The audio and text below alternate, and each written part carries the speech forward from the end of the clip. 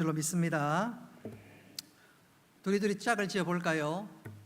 우리 늘 하던 거 있죠. 우리 두리두리 짝을 짓고 축복하고 격려하고 귀하게 여기시는 시간 되었으면 좋겠습니다. 두리두리 짝을 짓고 좋게 생각하고 좋게 보고 좋게 듣고 좋게 말하고 좋게 행하자. 이래 되면 부부싸움 할 일이 전혀 없고 교회 올 때마다 보고 싶고 헤어질 때 아쉽고 주일이 기다려지고 그렇게 될진데 우리 모두 그렇게 좋게 보고 좋게 사랑하고 귀한 믿음의 일들 나타낼 수 있기를 주님의 이름으로 축복합니다. 이 이야기가 정확한지는 모르겠는데 김대중 대통령 시절에 이런 일이 있었다고 그래요. 누가 문구를 하나 썼는데 대통령이 이런 말을 했답니다. 나는 야한 여자가 좋다. 아니 대통령께서 왜 그런 말을 하지 했더니 아마 김대중 대통령께서 그 유머 감각이 좀 많으신가 봐요. 기자가 좀 실수했네 그러더니 하는 말이 나는 야한 여자가 좋다는 말이 아니라 나는 한 여자가 좋다. 근데 기사가 잘못 적어서 그랬다는 거죠. 글자 하나가 엄청난 차이를 두지요. 미국에서는 이런 일이 있었답니다. 무신론자가 칠판에 글을 적길 하나님은 없다. 그래서 God is nowhere. God is nowhere. 하나님 이곳에 없다. 그랬더니 신실한 사람이 아닙니다. 하나님은 이 자리에 계십니다. 그래서 nowhere를 now here로 바꿨습니다. 그래서 God is now here. 하나님 지금 이 자리에 계십니다. 똑같은 일이라도 띄어쓰기 하나가 엄청난 결과와 엄청난 삶의 그 형편을 바꾸게 되는데 오늘 본문이 바로 그런 내용입니다. 오늘 읽은 말씀에 보면 솔로몬 이후에 남과 북으로 나라가 나뉘게 되는데 남쪽 나라를 가르쳐서 한번 따라합시다. 유다. 남쪽 나라 유다가 정통성이 있기 때문에 이스라엘 백성들을 가르쳐서 유대인 하는 게 바로 여기서 비롯됩니다. 바로 이 남유다 왕국 여호사밧이 통치하는 이때가 주전 854년경인데 854년경인데 동쪽에 있는 모압과 암몬, 오늘날로 치면 요르단 땅에 해당되는 이 두 나라와 마온이 힘을 합쳐서 남유다를 쳐들어왔습니다. 졸지에 아니 생각지도 못했던 이때 여호사밧이 세 나라 연합국에 의해서 큰 위기를 만났습니다. 그런데 오늘 역대하 20장을 다 읽어보면 이 큰 위기가 변하여 큰 감사와 큰 축복으로 변하게 됩니다. 나라는 이전보다 더 튼튼해지게 되고 온 남유다 백성들의 믿음은 더 돈독해졌으며 모든 것이 형통하게 되었습니다. 그래서 오늘 이 말씀이 중요합니다.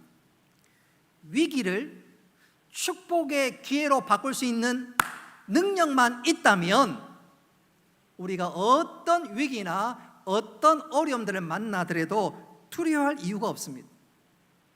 방금 설교 서두에 말씀드렸다시피 불신자가 하나님은 이곳에 계시지 않습니다. God is nowhere. 그거를 띄어쓰기 잘해서 하나님 지금 여기에 계십니다. God is now here로 바꿀 수 있는 능력만 있다면 문제는 문제가 아니라 위기가 기회가 되고 축복이 될 수 있을진데 그런 믿음의 주인공 될 수 있기를 바랍니다. 오늘 우리는 이 말씀을 통해서 어떻게 위기가 축복의 기회로 바뀌었는지 살펴보면서 우리에게도 이런 놀라운 은혜가 날마다 아니 우리 평생의 삶에 이어질 수 있기를 주님의 이름으로 축복합니다. 자, 그렇다면 여호사밧 왕은 어떻게 해서 위기를 축복의 기회로, 위기를 감사와 간증의 거리로 바꿀 수 있었을까? 첫 번째 이유는 여호사밧은 하나님의 시각으로 내가 어떤 사람인지 정확히 알았기 때문에 그렇습니다. 우리 7절 말씀 같이 한번 읽어보도록 하겠습니다. 시작. 우리 하나님이시여 전에 이 땅 주민을 주의 백성 이스라엘 앞에서 쫓아내시고 그 땅을 주께서 사랑하시는 아브라함의 자손에게 영원히 주지 아니하셨나이까? 아멘. 7절이 무슨 뜻이냐면 여호사밧이 지금 이렇게 고백하는 거예요. 하나님, 우리를 약속의 땅 가나안으로 인도하신 분은 바로 당신 하나님이십니다. 이 땅을 주시기 위해 가나안 모든 족속을 쫓아내시고 능력으로 우리와 함께 하신 분이 바로 하나님이십니다. 우리는 그처럼 하나님의 사랑을 특별하게 선택적으로 톡톡히 입은 하나님의 백성들입니다. 우리는 하나님의 둘도 없는 사랑받는 하나님의 백성입니다. 7절 말씀이 바로 그런 뜻이에요. 다시 말하면 여호사밧은 비록 위기를 만났지만 우리는 하나님의 백성이고 하나님이 우리 시선을, 당신의 시선을 우리에게 향하고 있으니까 반드시 책임져 주시고 위기가 변하여 반드시 축복의 기회로 만들어 주실 것이다. 그러니까 지금 위기를 당했지만 이 위기를 반드시 건져 주실 것이라는 확신이 있었습니다. 그래서 이 여호사밧이 백성들에게 어떤 말을 하는지 15절 중반절에 보십시오. 스크린에 나와 있습니다. 스크린에. 다 같이 한번 읽어봅시다. 시작.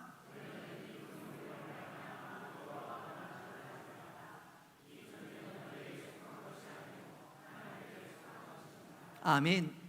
우리는 하나님께 속한 백성이고 하나님의 사랑받는 백성이다. 그래서 하나님께서 반드시 우리와 함께 하시고 한 걸음 더 나아가 우리를 위해서 싸워주신다. 이 땅에 거하게 하신 분이 하나님이시면 하나님께서 반드시 책임져 주시고 우리를 대적에 망하게 내버려 두시겠느냐? 아니다. 하나님께서 반드시 함께 하시고 이 전쟁은 하나님께 속겠고 하나님 우리에게 승리를 주신다. 하나님의 시각으로 자신을 바라보고 나니까 두려움이 사라졌습니다. 아니, 담대해졌습니다. 그러니까 오늘 말씀 이후에 보면 하나님께서 여호사밧에게 나를 믿고 나가라. 그래서 여호사밧이 전쟁터에 그 하나님을 찬양하면서 전쟁하는데 맨 앞에 놀랍게도 군대를 앞세우는 것이 아니라 찬양대를 앞세워서 전쟁터에 나갔고 그 전쟁터에서 큰 승리를 얻게 되었습니다. 할렐루야. 자, 오늘 이 말씀을 보건대 우리가 생각해야 될 중요한 사실은 내가 어떤 시각을 갖느냐, 무엇을 보느냐, 그 굉장히 중요합니다. 여호사밧이 이런 믿음의 시각이 없이 모압과 암몬 그리고 이 세 나라가 합친 그 적들만 보면 두려워 공포에 떨어서 어쩔 줄 몰랐을 것입니다. 그러나 그가 믿음의 시각으로 하나님이 주신 믿음의 시각으로 자신을 보니까 담대해졌습니다. 위기를 돌파할 수 있었고 그 믿음대로 된 줄 믿으시기를 바랍니다. 그런 측면에서 나 자신을 한번 생각해 보았으면 좋겠어요. 우리가 원하든 원치 않든 우리 인생의 어려운 일들을 만나게 됩니다. 갓 결혼하는 신랑 신부가 평생 행복할 것 같지만 인생 살아보면 원하든 원치 않든 인생의 암초를 만나게 될 때가 있습니다. 건강의 암초를 만나기도 하고 나는 아무 문제가 없는데 보증 한번 잘못 섰다가 그냥 주저앉을 수도 있고요. 갑자기 회사에서 어려운 일이 찾아올 수 있고요. 원하든 원치 않든 우리는 위기나 어려움들을 만날 수가 있습니다. 그러나 그 순간 나는 하나님의 손 안에 있고 함께 나를 절대로 버리지 않고 나를 인도하신다 확신할 수만 있다면 우리는 흔들리지 않고 그 믿음대로 되는 놀라운 역사를 경험하게 될 줄 믿으시기를 바랍니다. 여호사밧이 위기가 변하여 큰 축복이 될 수 있었던 것은 하나님의 시각에서 나 자신을 바라볼 수 있었는데 우리 역시 하나님의 시각에서 나를 바라봄으로 어떤 위기에서 흔들리지 않고 내가 하나님 손 안에 있음을 확신하면서 하나님 행하실 것을 기대하고 믿음으로 달려나가는 우리 모두가 되기를 주님의 이름으로 축복합니다. 두 번째로 여호사밧이 위기를 기회로, 위기를 축복으로 바꿀 수 있었던 것은, 한번 따라합시다. 기도의 능력을 믿었습니다. 우리 3절 말씀 다 같이 한번 읽어보겠습니다. 시작. 여호사밧이 두려워하여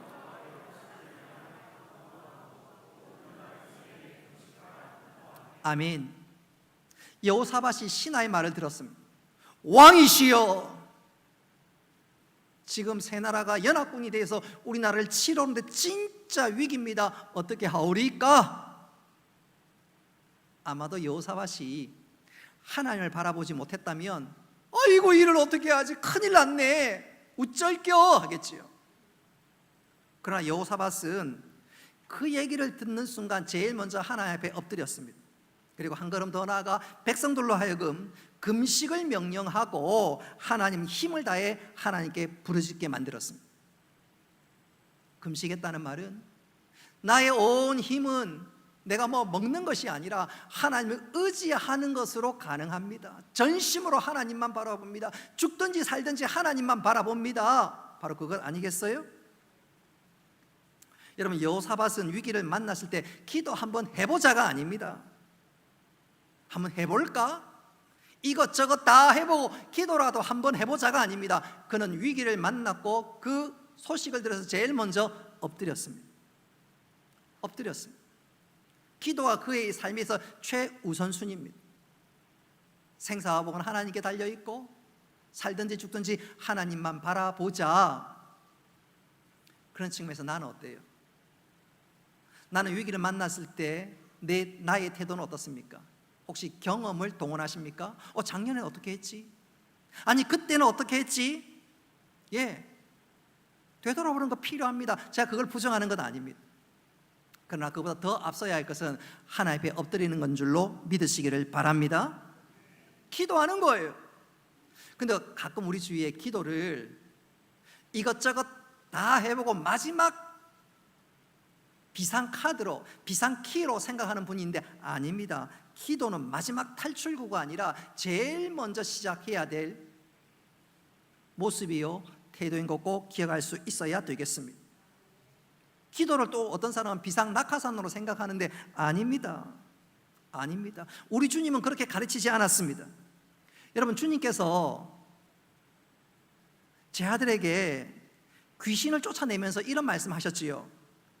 기도 외에는 이런 유가 없느니라. 기도 외에는 이런 유가 나갈 수가 없느니라. 무슨 말이지요? 기도가 먼저다. 하나님께 도움을 구하라. 하나님 바라보라, 그 말입니다. 여러분, 우리 모두 기도를 삶의 우선순위에 둘 수 있기를 바랍니다. 하나님을 찾고 또 찾는 거지요. 그래서 평소에 기도로 잘 무장하는 것이 중요합니다. 자, 그렇다면 중요한 문제가 나왔습니다. 목사님, 기도해야 되는 것은 아는데 언제까지 기도할까요? 한 일주일 기도하면 될까요? 아니, 한 달 기도하면 될까요? 여러분, 기도는 언제까지 하는 거죠? 응답될 때까지. 오늘 여호사밧 14절에 보면 그는 응답받을 때까지, 하나님 말씀 주실 때까지 기도했습니다. 우리 14절 스크린에 나와 있습니다. 같이 한번 읽어보도록 하겠습니다. 시작.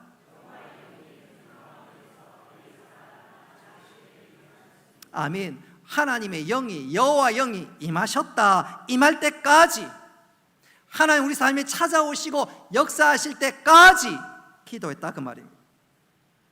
우리 주위에 혹은 내가 목사님 나는 한 달 기도했는데요, 1년 기도했는데요, 그게 중요한 것이 아니라 언제까지 기도한다고요? 응답받을 때까지. 그러나 더 중요한 것이 하나 있어요. 기도에 응답받을 때 한번 따라합시다. 분명한 목표가 있어야 합니다. 우리 예수님께서 종종 그런 말씀하셨습니다. 병자가, 환자가 주님 앞에 나올 때 주님께서 꼭 물었던 질문 중에 하나가 내가 너에게 무엇을 해주기 원하느냐? 여러분, 병자가 주님 앞에 나올 때 원하는 소원은 딱 한 가지죠. 뭡니까? 낫기를 원합니다.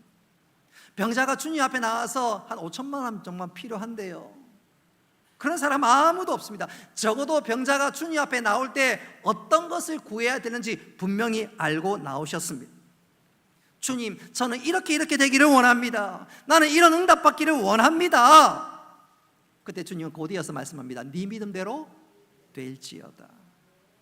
여러분, 우리가 응답 받을 때까지 기도하는 것도 중요하고 하나님 바라보는 것도 중요하지만 우리 편에서 분명한 믿음의 그림을 가지고 분명한 목표를 가지고 주님 앞에 나오는 것이 정말로 중요한, 그런 측면에서 나는 어떻게 기도하고 또 무엇을 가지고 간구하고 있나요? 기도 응답해 주시면 좋고 안 해주시면 할 수 없고 그런가요? 여러분, 기도의 분명한 목표와 기도의 분명한 그림을 가지고 나올 수 있어야 되겠습니다. 저는 이것을 이렇게 한번 표현해 보고 싶어요. 미국의 그 유명한 로만 빈센트 폴 목사님께서 기도 응답에는 3가지의 단계가 중요하다 말씀한 적이 있습니다. 첫째는 그리기 단계, 그 다음은 기도의 단계, 그 다음은 실현되는 단계이다. 자, 기도의 단계의 두 번째 단계에 접하기 전에 뭐가 필요하다 그랬지요? 그리는 단계.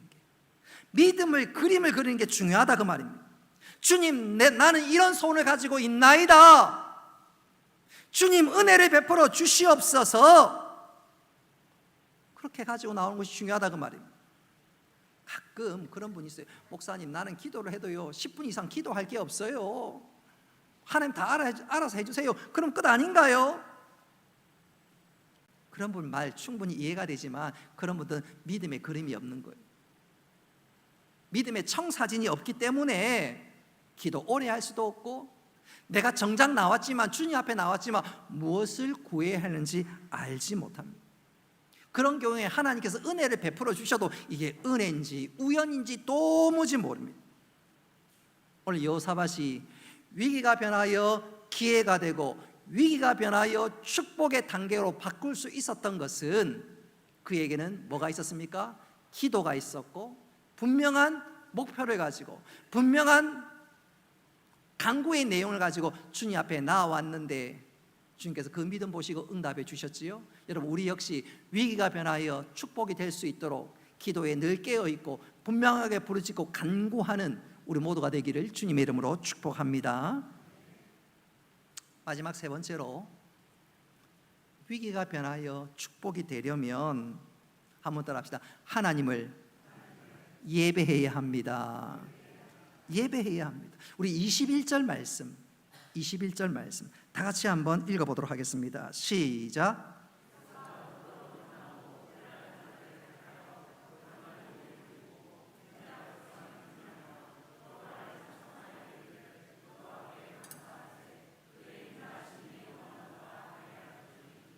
아멘. 자, 이 말씀이 무슨 말씀이냐면 여호사밧이 위기를 만나자 하나님의 시각으로 나를 보면서 두려워하지 않았습니다. 이어서 그는 두 번째로 기도로 하나님 앞에 나아갔습니다. 그러자 하나님께서 말씀을 주시기를, 여호사밧아, 저들과의 싸움에서 내가 반드시 이기게 해주는데 걱정하지 말아라. 내가 반드시 이기게 해줄 테니까 염려하지 말아라. 그래서 여호사밧이 전쟁은 하지 않았지만 이 전쟁은 하나님께서 반드시 나에게 승리를 주실 것이다, 이미 승리한 거 확신하면서, 여러분, 전쟁에서 승리하면 사람들이 기쁘고 감사하겠지요? 여호사밧은 이거 이미 이긴 거라 생각하고 승리를 확신하고 전쟁터 맨 앞에 군인을 앞세운 것이 아니라 누구를 앞세웠다고요? 찬양대. 그래서 찬양대가 하나님을 찬양하며 나아갑니다. 승리를 주신 것을 믿고 나아갑니다. 여러분, 그렇게 하나님을 믿고 나아가는 것, 여러분, 그것이 예배인 줄로 믿으시기 바랍니다. 자, 우리 히브리서 11장 4절 말씀 히브리서 11장 6절 말씀 우리 같이 한번 읽어보도록 하겠습니다. 시작. 믿음이 없이는 하나님을 나아가는 자는 반드시 그가 계신 것과 또한 그가 자기를 찾는 자들에게 상 주시는 이심을 믿어야 할지니라. 아멘. 믿음이 없이는 하나님을 기쁘시게 하지 못한다. 하나님께 나아가는 자는 반드시 뭐가 필요하다고요? 믿음. 여러분, 믿음을 가지고 하나님 앞에 나아가는 것, 그게 바로 예배입니다. 하나님은 예배하는 자를 찾으신다고 요한복음 4장에서 말씀하는데, 그 예배하는 자는 어떤 걸로 나아가는가요? 믿음을 가지고 나아가는. 나에게 구원을 주신 주님 감사합니다. 그 예수 그리스도의 보혈을 힘입어 주님 앞에 나아갑니다. 할렐루야. 그래서 믿음으로 나아가는 거 바로 그게 예배고, 하나님 그 믿음을 얼마나 기쁘게 보시는지, 마지막 우리가 임종 직전에 그 믿음으로 나아갈 때 하나님 그 믿음을 받으시고 우리를 천국으로 인도하십니다. 할렐루야. 자, 오늘 읽은 말씀도 마찬가지. 여호사밧과 온 남유다 백성들이 하나님을 믿고 찬양대를 세워서 앞서 세우고 나갑니다. 믿음을 가지고 승리 주신 것을 확신하며 나아갑니다. 하나님 그 믿음 그대로 역사해 주셨습니다. 할렐루야. 유다 백성들에게 기적 같은 승리를 안겨주신 것이지요. 자, 오늘 이 사실에서 우리가 중요하게 깨달아야 될 원리가 하나 있습니다. 오늘 예배하는 자에게 하나님께서 능력을 부어주십니다. 할렐루야. 그래서 예배는, 한번 따라 합시다. 예배는 능력의 통로입니다. 하나님 믿고 나가니까, 하나님을 신뢰하고 나가니까 하나님께서 그 믿음 가운데 역사해 주셨지요. 그래서 예배는요, 능력의 통로입니다. 뿐만 아니라 예배는, 한번 따라합시다. 예배는 생명의 통로입니다. 여러분, 예배를 통해서 하나님 말씀을 들을 때 허물과 죄로 죽었던 영혼이 살아나게 되는 줄 믿으시기를 바랍니다. 또 예배를 통해서 분명히 예배하러 오기 전에는 염려도 많고 걱정도 많고 진짜 죽을 지경이었는데, 예배 한번 잘 드리고 나면 하나님의 그 세미한 음성이 내 영과 내 생각과 모든 것을 사로잡고, 아, 내가 괜히 걱정했네, 하나님 내 편인데, 하나님 내 아버지신데 내가 왜 염려했지? 그래서 예배는요, 생명의 통로입니다. 시들시들했던 내 영혼이 살아납니다. 마치 그 봄에 시들시들했던 그 뭐라 그럴까요? 뭐라 그러지? 제가 컨트리 그게 아니라서 뭡니까 이거 자라는 거? 예? 이 자라는 거 뭐 풀이라 그러나 이거? 물 한번 줘보십시오. 생기를 바라지 않던가요? 여러분, 예배는, 한번 따라서, 예배는 생명의 통로입니다. 여러분, 예배하기 전에 우리 그 누구냐, 서영진 목사님 찬양하면 신나지 않던가요? 찬양할 때 엉덩이 들고 막 일어나서 펄쩍펄쩍 뛰고 찬양하고 싶지요. 왜 그럴까요? 예배는 생명의 통로, 능력의 통로입니다. 뿐만 아니라 예배는, 한번 따라합시다. 예배는 사명의 통로입니다. 여러분, 예배 한번 제대로 드리고 나면 그 다음부터 내 어떤 마음이 생겨? 내가 정말 주를 위해 살고 싶다, 주를 위해서 헌신하고 싶다, 그런 결심과 다짐이 일어나지 않던가요? 여러분, 우리가 예배를 사모할 때 승리도 경험하고 위로도 경험하고 새로운 사명자로 일어나게 될 줄 믿으시기를 바랍니다. 오늘 읽은 말씀은 바로 그것입니다. 진짜 위기를 만났는데 그 위기가 변하여 축복이 되었다. 그러면서 얘들아 봐라, 예배를 통한 이런 놀라운 은혜가 임한 것 너희들 좀 보고 배워라. 여러분, 예배 가운데 믿음 가지고 하나님 앞에 나아감으로 이런 놀라운 은혜의 주인공 되시기를 주님의 이름으로 축복합니다. 말씀을 맺도록 하겠습니다. 여호사밧과 남유다 백성들, 주전 854년경에 생각지도 않았던 위기를 만났습니다. 남유다 동쪽에 있는 세 나라가 침공해온 것입니다. 위기를 만나고 그야말로 너무너무 청천벽력 같은 소식을 들었습니다. 그러나 오늘 말씀을 처음부터 끝까지 찬찬하게 읽어보면 위기가 변하여 축복으로, 위기가 변하여 감사와 간증거리로 화하게 되었습니다. 여러분, 우리도 마찬가지입니다. 우리가 인생의 어려운 일들을 만날지라도 위기가 변하여 축복이 될 수 있는 능력의 비밀을 알 수만 있다면, 소유할 수만 있다면 위기는 더 이상 위기가 아니라 하나님 놀라운 은혜를 경험하는 통로가 될 것입니다. 우리가 그것이 어떻게 가능할까?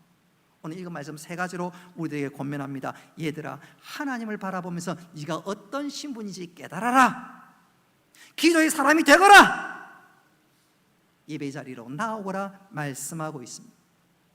여러분, 오늘 여호사밧을 통해서 하나님께서 교훈한 이 세 가지가 우리의 신비에 새겨지고 이 말씀을 붙들고 삶으로 위기가 오히려 하나님의 놀라운 역사와 은혜와 축복을 경험하는 통로가 되시기를 주님의 이름으로 축복합니다.